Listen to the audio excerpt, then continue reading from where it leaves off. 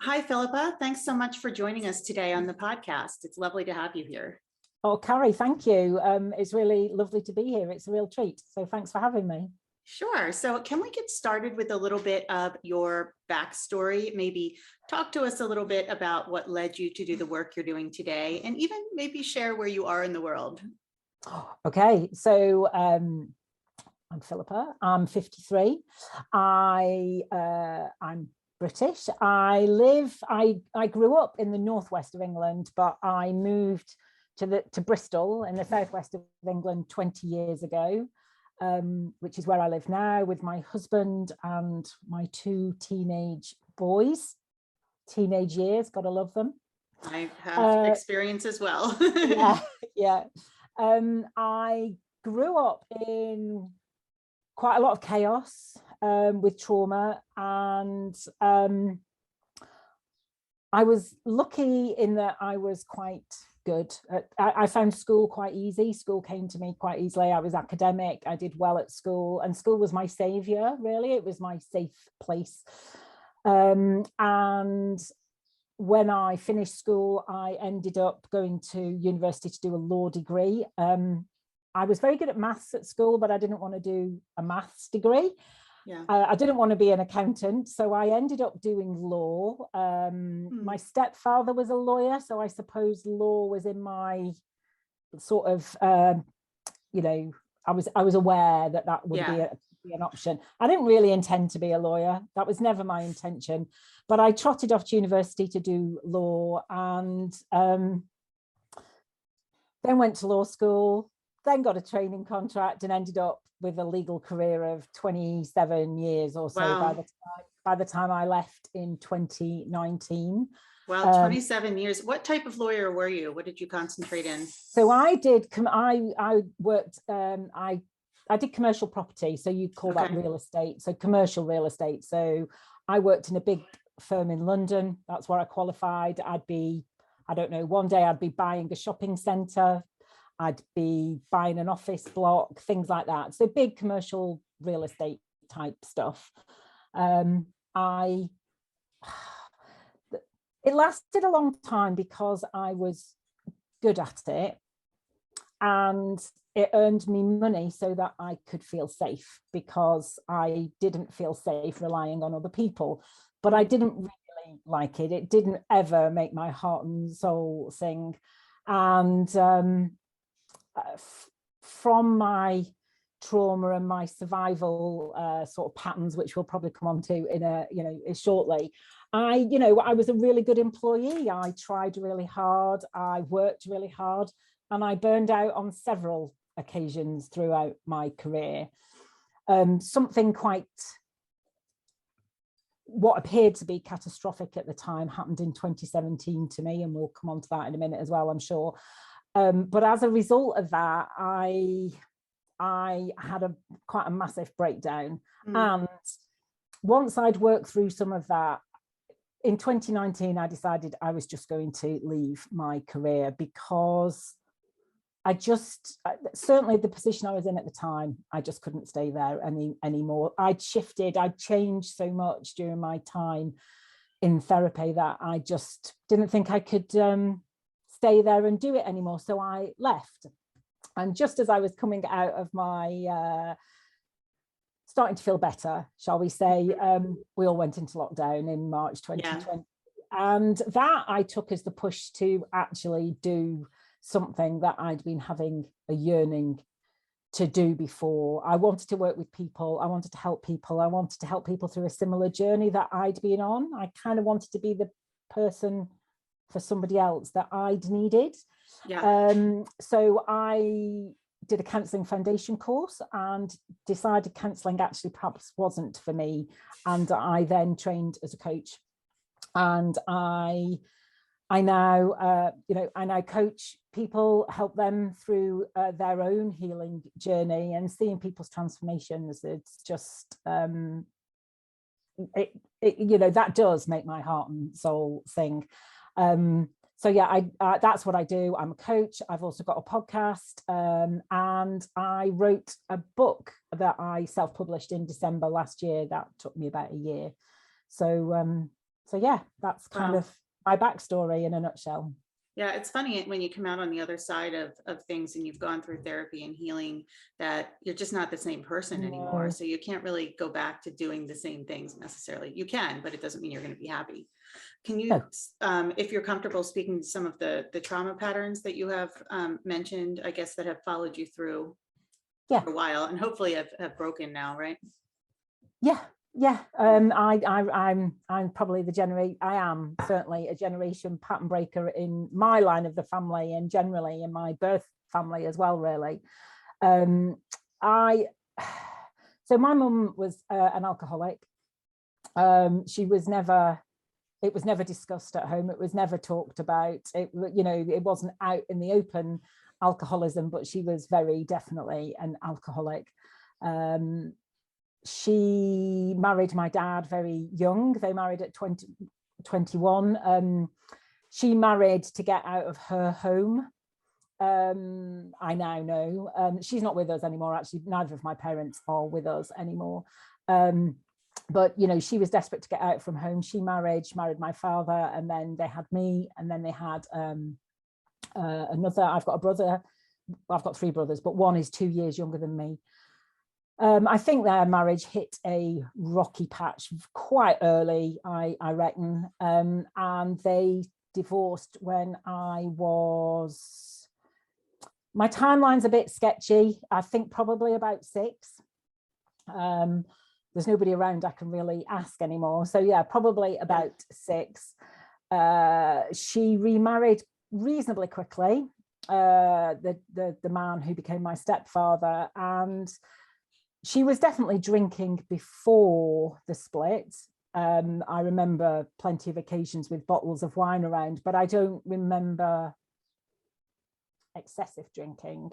Mm-hmm. It gradually got worse, and very definitely in my teenage years, early, probably 12, 13, 14, it was really bad by then. And that, coupled with me never not seeing my dad, we saw my dad for a little while and then just didn't anymore. I didn't really know what had gone on, but I didn't see my dad from probably about age 10. And so, I don't know, they say dads and daughters, I don't know, I didn't have that relationship, but there was definitely something big missing in my life as far as I was concerned. And being left with an alcoholic mother who I felt really didn't like me, didn't want me and my brother around, because my mum had remarried. She then had 2 more boys. And I spent the rest of my time at home, so from 10 to 20, 10 to 18, feeling really like my position there was quite precarious. If I did anything wrong, I don't know where I thought I would have been sent, but I felt that I had to justify still being able to be there. And so I developed, good girl, people pleasing patterns. And the harder I tried to be the best that I could be, the worse it seemed to get. It's ironic, really, now, looking back, thinking that the harder I was trying, the worse it got. It's easier, hindsight's easy, isn't it? When you look back and think about these things. But that feeling of not being good enough, not being loved, not being lovable, really, because if I was lovable, I would be loved. So those feelings, coupled with people pleasing and really going all out to, just be the goodest, the best girl. So perfectionism as well, really. Those took me through school, through university, and through work, and all my relationships. Those are definitely the patterns that they stuck to me like glue. And I mean, the perfectionism definitely is what made me partly a good employee, but also led to my burnout. I didn't know how to say no.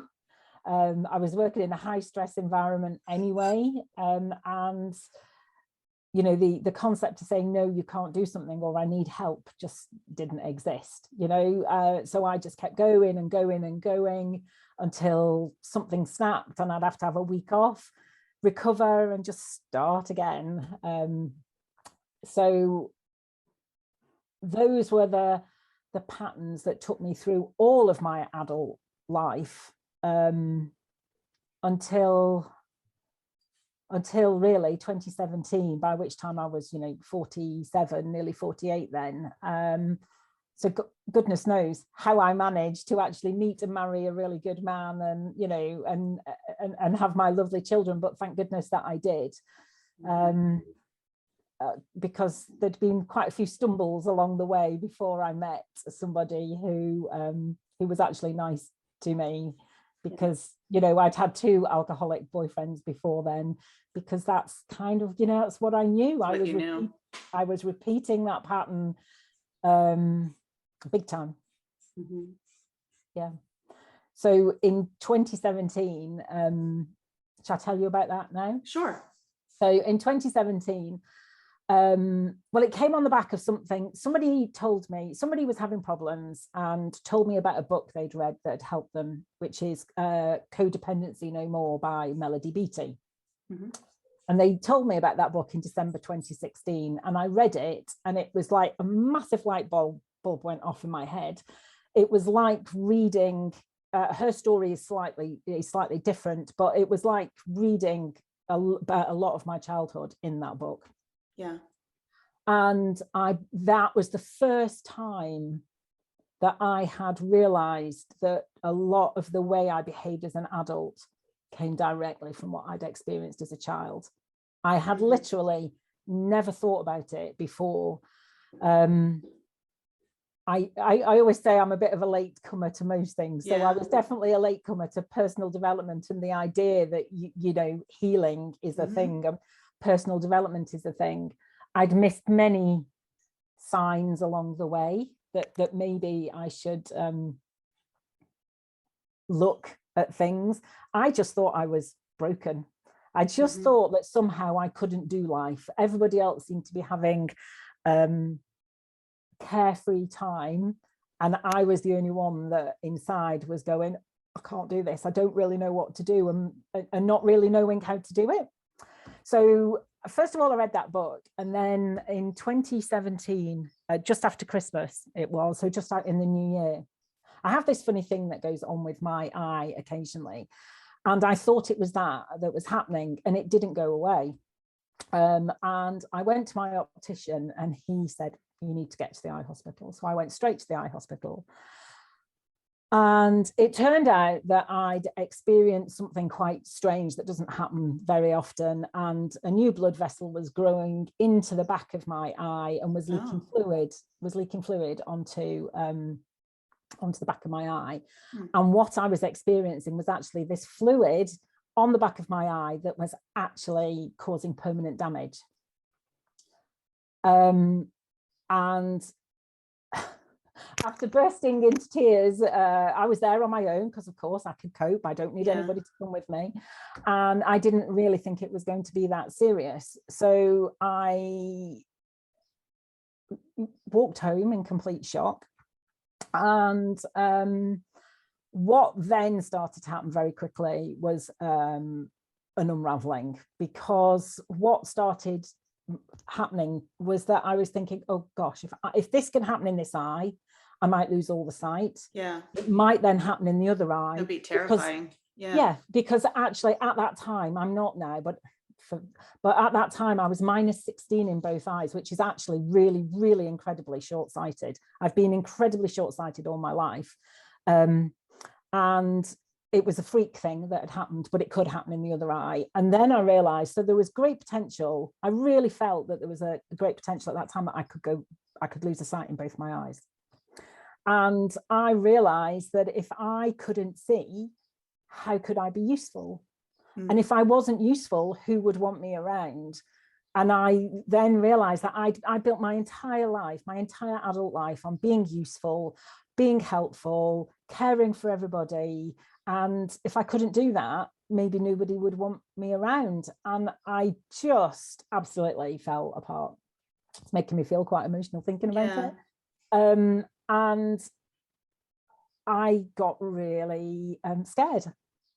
And one day I just broke down in tears, and I said to this was a few weeks later, while they were deciding what treatment they were going to do and how it was all going to pan out. And I'd been to the eye clinic, and it'd just been a complete waste of time because we hadn't got anywhere.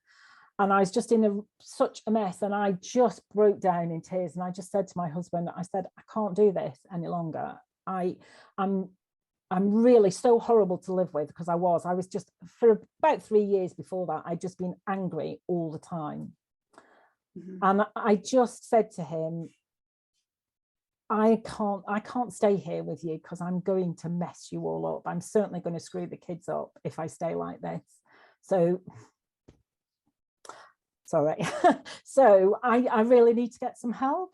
And that was the start of the change, really, because I found a therapist. Didn't particularly like her, but I somehow knew that she was going to be the right one. Needed. Yeah. And I stayed with her. I had weekly therapy for 3 years. And during that time, I started group therapy as well. And I did a counselling foundation course, which was like a whole day long therapy session. Goodness knows why I put myself through that. Well, I do, all in, really. That's my sort of. And when I left, when I decided that was enough for now, because we're never really done, but when that was enough for now, I was just a very different person. I didn't look any different on the outside, but inside I was just very different. And my life has changed beyond all recognition since then. And what happened, I had to have injections in my eyes. I had to have six injections in my eye over a few months. They were pretty vile. But I got most of the sight back. I didn't get it all back, but I've got most of it back. And then this January, I had double cataract surgery. So I've now got new lenses in my eyes. So I'm not actually -16 anymore. I'm only -2. So, nice. I've got a whole new vision. It's a whole new outlook, I think, now. Yep. A whole new outlook, figuratively and literally, right? Yeah, absolutely. Yeah. And now you're coaching other women. Can you talk to us about that a little bit? How you've kind of taken this whole lifetime of experiences and use them to help other women? It's a whole lifetime of experience. It's interesting. I largely find that the people I work with, they say, don't you, that the right clients find you. So the people I work with are often in a similar-ish situation to where I was, not necessarily the same age, not necessarily, but are feeling like either I've worked really hard, I've done all the things I'm supposed to do, I've got the, whatever, I've got a career, or I'm or not, maybe I'm a stay-home mum, but I've got the family, I've got the life that I want, in speech marks, that I thought I wanted, but something in me feels very, I feel very unfulfilled, and I feel really guilty that I've spent all this time seemingly wanting these things, and now I'm here, and I just feel like there's something missing. And I totally recognize that, because that's where I had been for a few years before I lost the sight in my eye. So it's largely an unraveling, really, an unpicking of how they got to where they are. So why did they want what they wanted in the first place? What did they think it was going to bring them? What has it not brought them? And how actually, it's not therapy. We're not going back over things that have happened in the past, but there does need to be an understanding of what has gone before to work out how they've got to where they are now. A lot of the time they just need somebody who will really listen really Yeah. listen, and not judge. And, I've been through lots of things. I kind of say, it won't mean anything to you because, because you're in the US, but, I say I'm from Wigan, which is a tough northern town. I say I'm from Wigan, I'm pretty unshockable, go for it. You can tell me anything you want. And, even though I've been working over Zoom all this time, people tell me things. They tell me things they've never been able to tell anybody else before. And with that, comes the lightness of letting these things go. And then we explore what is possible within the life they've got, what is possible to change, because you can't always just throw everything up in the air and change everything. Not everybody can just, throw their job in, like I did. And actually, I wouldn't advocate that now. That's what I needed to do then, but my views around that have changed a little bit. But what can you change, and what is going to make the biggest impact? And often the two things usually that need to begin, that need to start the ball rolling is, one, not putting yourself at the bottom of the list anymore. Yeah. I always say, let's move you right to the top of the list, because without you looking after yourself, you can't be there for anybody else. So it's moving them to the top of the list, and it's often slowing down a little bit, because we're all trying to not, I can't speak for everybody who's listening to this podcast, but a lot of people, especially a lot of women I know, are trying to do everything. Yes. Yeah, that was my experience too. Long ago, women were they were home, they were doing the home jobs, and all of those jobs just followed us right into the workplace. And it's just assumed that we're going to do all of those things, even what I call the thinking jobs, trying to figure out which kid needs a doctor appointment, or the school field trips and everything. And it breaks down after a while. Nobody can sustain that for very long.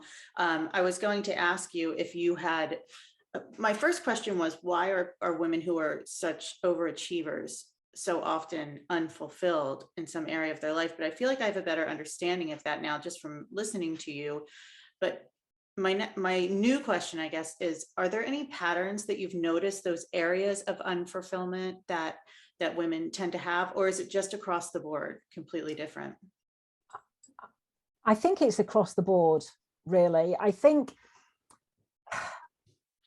one I find I come across perhaps more, but only just a little bit more than other things, is some dream that they might have had as a child, or something, or younger person, a dream or something that they really loved doing, that for one reason or another, it might have been because they were told it was ridiculous and they couldn't do it anymore, or they weren't any good at it, or that's not a proper job, or something along those lines that they felt they had to leave behind. And that's usually around creativity, something that is more perceived more as a creative outlet, which you can carry on doing a little bit along with the job, but once you have a house to run and children to look after, and you're running loads of people's lives, it tends to be, there isn't room for that. So that little bit that maybe you would have liked to have been a bigger part of your life, that becomes a small part of your life, then becomes no part of your life. And that is very often, it nearly always figures somewhere, but often that's a big part. But it's more symbolic, really, of giving over yourself to everybody else. Yes. So it's one way of getting something back for yourself. I often ask, so when you were younger, what did you like doing as a creative outlet? And there's nearly always an answer. That's a perfect question. So and how would it be to be able to do that a little bit more, and have some time in your week to do that? And their face lights up and goes, oh, that would be marvelous. but where am I going to find that time? So And then the next step is looking for that time, well, right? my answer to that is, well, how can you afford not to have time to do that? Because actually, if that is going to fill you up, light you up, then you're going to be much more available. You're going to be much happier. You're going to be much more available for everybody else. So actually, you need to make this time, and everybody else needs to let you make this time. So and sometimes people just need permission, even if it's coming from a stranger across Zoom. Yeah, and often a stranger across Zoom I don't have an agenda. My only agenda is to be there for them. I'm not going to gain anything apart from the satisfaction perhaps of hearing that they're doing it, but it doesn't affect my everyday life. And I absolutely say that worked for me. It's what really helped me. I know it helps other people, and I really implore you to try and do that. And they go, okay, right, I'll do it. Yeah. And tis the permission, you're right. So I don't know what the age range is of women that you work with, but I think there are a lot of women, and I'm thinking of my mother in particular, who, she just kind of fits into so many of these categories. And I often hear her say, well, it's too late now. I can't do that now. It's not too late, right? So what is some advice? Never too late. Never, ever too late. What is some advice you would have, or what would you say to someone who just has that mindset? Well, in my experience, what I want to try and do is hopefully, if people hear what I'm saying, and I'm not the only one saying, but people hear it more, it might encourage people to do it earlier, before, because in my experience, a lot of people have to get to quite a bad place, hit that rock bottom. I had to get that. I missed so many signs along the way. And in fact, I'm pretty sure I lost the sight in my eye. I'm a great glad I lost the sight in my eye because I still refused to listen. I knew about that book. I'd read that book, and I still didn't slow down and listen.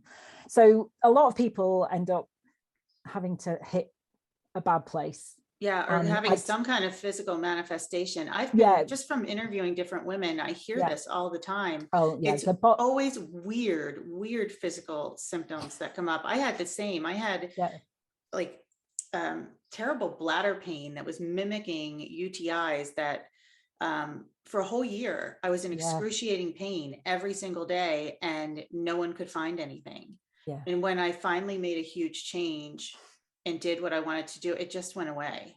Yeah, I hear so many stories like that. I had really bad back pain on my right hand side, like in my lower back, that was just really niggly. I mean, it didn't really stop, but it just made everything hard work. And I had that for a long time. And I have shiatsu treatments as often as I can. And she told me that is where the body stores old pain. And once I started doing my work and started clearing some of this, that pain's not there anymore. And I've done nothing else other than that. So the body knows, in fact, the body keeps it. We might think that we've dealt with something, or something hasn't affected us. Like I used to say, I had a really rubbish childhood, but I'm okay. And people used to say, well, look at you, you're a lawyer, you're doing really well. Of course you're okay. And I'm going, yeah, I'm okay. But the body was telling me I'm not okay, because, you can't, your body's going to keep it somewhere. So what advice would I give? So other than having to wait until that person gets to a stage that they really want to do it, and it's often that mindset. And if their life is okay as it is, then I find that people are really quite resistant to making change. Maybe because there's fear there about, if I make a change, will I fail? Will I look daft? Foolish, silly? Yeah. What are other people going to think? Will anybody else mind? Is it going to rock the boat? All those sorts of things come up. But I mean, what I say to people is, we have one life. We have one beautiful life that we get to live on this earth in this body. And, you know, why wouldn't you want it to be as gorgeous as you can make it? And if you feel that there is something you would like to do, then why not give it a go, just for you? And you don't have to show anybody what you've written, drawn, painted, made, whatever it is. You don't have to show anybody if you don't want to. You can do if you want to, obviously, but just do it for you. Just do it for the joy of doing it, even if you're not particularly good at it. But if you enjoy it, just do it. Do it. Take the class. Do the Yeah, project. absolutely. Take the class. Take the class, because there'll be lots of other people in that class who are starting afresh or anew. And, you know, even if you're one of the older ladies, that, you know, it's really, I love getting older. I love turning 50 has been like amazing for me. Yeah. Because I feel like I've really stepped into being the person that I'm here to be, much more. And I get people, younger people now saying, oh, what do you think about this? And what do you think about that? And I love that I've got all this life experience that I can share. So sometimes plenty of places I go and I can be the oldest person there, but I actually revel in that now and go, yeah, okay, anybody want to, you know, can I share anything with anybody? I'm not saying I know everything, but, you know, when people, and I'll get talking to people about their lives and things, and, you know, share stories. And so yeah, just go and try the class. Yeah. Well, Philippa, it has been so wonderful talking to you. I feel like I could go on and on with questions, but I'm going to wrap up now so we don't go too long. Can you tell us, where can someone find you online if they'd like to connect with you? So I have a website, which is safeandsupported.co.uk. There you can sign up for my email newsletter, which is what I'm really trying to concentrate on. Social media is not good for my mental health at the moment, so I'm taking a real break from social media. I am on Instagram, Facebook, and LinkedIn, but I'm not posting much there. I'd like to come off them all, but I'm not quite ready to do that yet. So safeandsupported.co.uk. Sign up for my email, that would be amazing. I have a podcast, which is Meeting of Minds with Philippa Robinson. So I talk about lots of things that I've come across in my healing and therapy journeys, because I figured if I needed to find out about it, there might be other people out there who needed to. And I've written a book. My book is my memoir, it's my story, and that's available on Amazon, and that's called I See Me by Philippa Robinson. All right, well, we'll include your website certainly in the show notes, and then also in the video notes on YouTube. Thank you so much. It has been a pleasure to talk to you and get to know you a little bit today. Yeah, lovely. Thank you, Carrie.